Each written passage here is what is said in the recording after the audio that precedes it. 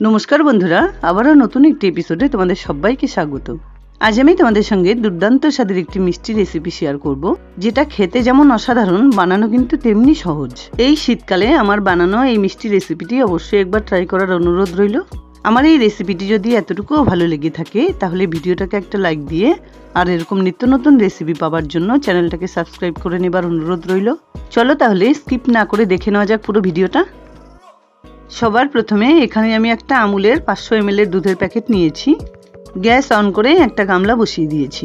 ফ্লেমটা লোতে রেখে 1 টেবিলস্পুন জল দিয়ে তারপর দুধের প্যাকেটটা এই গামলাতে ঢেলে দিচ্ছি। দুধ ঢেলে দেবার আগে প্যানে একটু জল দিয়ে দিলে দুধ কিন্তু সহজে প্যানে আটকে যায় না। এবার কন্টিনিউ নাড়াচাড়া করতে করতে দুধটাকে জাল করে নিতে হবে। কিছুক্ষণ পর দুধটা উতলে এলে গ্যাসের ফ্লেমটাকে অফ করে দিয়ে এখানে আমি 2 টেবিলস্পুন ভিনিগারের সঙ্গে 2 টেবিলস্পুন জল খুব ভালোভাবে মিশিয়ে নিয়েছি। এবার এই মিশ্রণটা থেকে অল্প অল্প পরিমাণে তুলে নিয়ে এভাবে দুধের সঙ্গে খুব ভালোভাবে মিশিয়ে নিতে হবে। ভিনিগারের বদলে কিন্তু অবশ্যই লেবুর রস ব্যবহার করা যেতে পারে। দুধ জাল হতে থাকা অবস্থায় যদি এই মিশ্রণটা মিশিয়ে দেওয়া যায় তাহলে কিন্তু ছানা শক্ত হয়ে যাবার সম্ভাবনা থাকে। সেজন্য ভালো কোয়ালিটির ছানা বানাতে গেলে দুধটা উতলে আসার পর ফ্লেমটাকে অফ করে দিয়ে এই মিশ্রণটা মিশিয়ে দিয়ে খুব সুন্দরভাবে ছানা বানিয়ে নিতে হবে। দেখতে পাচ্ছ সম্পূর্ণ দুধের থেকে কিন্তু ছানাটা কেটে নেওয়া হয়ে গেছে। এবার একটা বাটির উপরে একটা স্ট্রেনার রেখে তার উপরে একটা সুতির কাপড় রেখে সম্পূর্ণ ছানাটা এতে ঢেলে নিচ্ছি। ছানা থেকে ভিনিগারের টক ভাব দূর করবার জন্য উপর দিয়ে কিছুটা পরিমাণ ঠান্ডা জল এভাবে মিশিয়ে নাড়াচাড়া করে খুব ভালোভাবে চেপে ছানাটাকে সাইড করে রাখছি। ছানা কেটে নেবার পর যে জলটা বেরিয়েছে সেই জলটা দিয়ে আটা মেখে নিলে রুটির টেস্ট কিন্তু খুব ভালো হয়। ছানাটাকে পুরোপুরি ঠান্ডা করে নেবার জন্য একটা প্লেটে এভাবে রেখে দিচ্ছি। পুরোপুরি ঠান্ডা হয়ে গেলে কাপড়ের পুটলির থেকে ছানাটাকে বের করে নিয়ে অন্য একটা থালায় তুলে নিচ্ছি। আর হাত দিয়ে এভাবে ছানার ডালাটাকে ভেঙে নিতে হবে।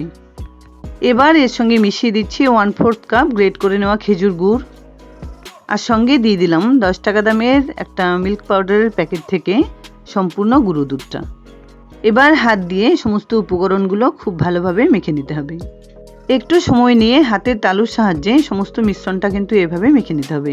এই মিষ্টি রেসিপিটি সম্পূর্ণ আমার নিজস্ব চিন্তাভাবনা থেকে তৈরি। আর বানিয়ে খাওয়ার পর এতটাই ভালো লেগেছে যে তোমাদের সঙ্গে শেয়ার করার লোভটা সামলাতে পারলাম না।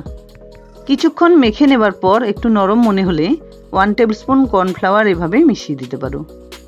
প্রয়োজন হলে আরও 1 টেবিলস্পুন কর্নফ্লাওয়ারও মিশিয়ে দিতে পারো। এখানে আমার মিশ্রণটা বানাতে 1 টেবিলস্পুন কর্নফ্লাওয়ার দরকার হলো, যাতে নরম না হয়ে যায়। সেজন্য ছানার কাপড়টা থেকে খুব ভালোভাবে কিন্তু জল নিংড়ে ফেলে দিতে হবে। এবার এর থেকে মিডিয়াম সাইজের কয়েকটা লেচি কেটে নিচ্ছি।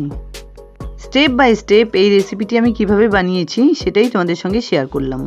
সবকটা লেচি বানিয়ে নেবার পর ছোট্ট একটা বাটিতে কিছুটা পরিমাণ ঘি নিয়ে নিলাম। আর এখানে ঠাকুরের একটা গ্লাস নিয়েছি। গ্লাসের ভেতরটাতে আঙুল দিয়ে খুব ভালোভাবে ঘি মাখিয়ে নিতে হবে। গ্লাসে অসুবিধা হলে এরকম ছোট্ট কোনো ধরনের ক্যাপ বা এরকম বাটিও নিতে পারো। এবার একটা লেচি তুলে নিয়ে গোল করে গ্লাসের ভেতরে ভরে সেট করে নেবার পর আঙুলের মাথা দিয়ে এভাবে মাঝখানটা একটু ফুটো করে নিতে হবে। লেচিগুলো বানানোর সময় খেয়াল রাখতে হবে যাতে ঠাকুরের গ্লাসটা সম্পূর্ণ ভরে না যায়, তাহলে আঙুল ঢোকানোর পর কিন্তু অনেকটা বাইরে বেরিয়ে আসবে।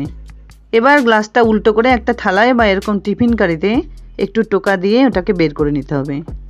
প্রথমে থালায় বের করে নিচ্ছিলাম, তারপর ভাবলাম যে ফ্রিজে রাখতে হলে থালার থেকে ভালো সুবিধা হবে টিফিন ডাব্বাতে। তাই একইভাবে সবকটা মিষ্টি বানিয়ে নেবার পর টিফিন ডাব্বাতে এভাবে সেট করে নিচ্ছি।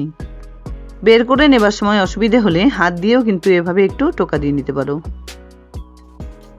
একটু সময় নিয়ে সবকটা মিষ্টি কিন্তু আমার এভাবে রেডি করে নেওয়া হয়ে গেছে।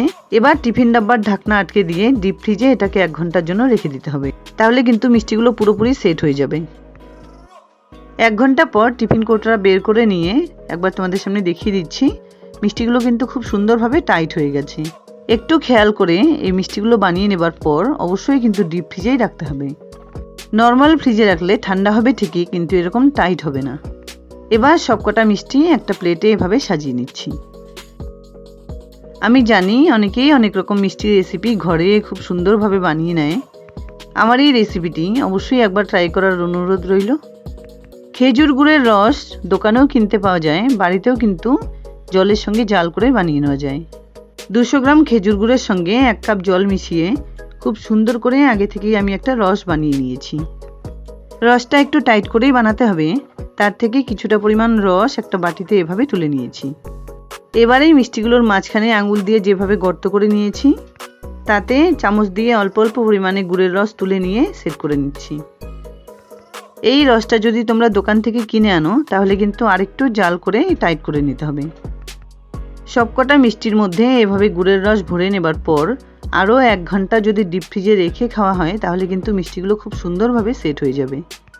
যাই হোক, সার্ভ করার সুবিধার্থে আমি এভাবেই দেখিয়ে দিলাম। তোমরা তোমাদের পছন্দ অনুযায়ী এগুলোকে সার্ভ করে নেবে। যাই হোক, দুর্দান্ত স্বাদের খেজুর গুড়ের মিষ্টি রেসিপিটি আমার রেডি অ্যান্ড সার্ভ। আশা করছি বন্ধুরা আমার এই রেসিপিটি তোমাদের খুব পছন্দ হয়েছে। যদি এতটুকুও ভালো লেগে থাকে তাহলে প্লিজ ভিডিওটাকে একটা লাইক করো, শেয়ার করো ফ্যামিলি ফ্রেন্ডসদের সঙ্গে। আর আমার চ্যানেলে নতুন বন্ধু হয়ে থাকলে প্লিজ চ্যানেলটাকে সাবস্ক্রাইব করে পাশে থাকা বেল আইকনটা অলে করে দিও, যাতে আমার আপলোড করা সমস্ত রেসিপির নোটিফিকেশান সবার আগে তোমাদের কাছে পৌঁছে যায়। দেখা হচ্ছে নতুন কোনো রেসিপি নিয়ে। ভালো থেকো, ধন্যবাদ।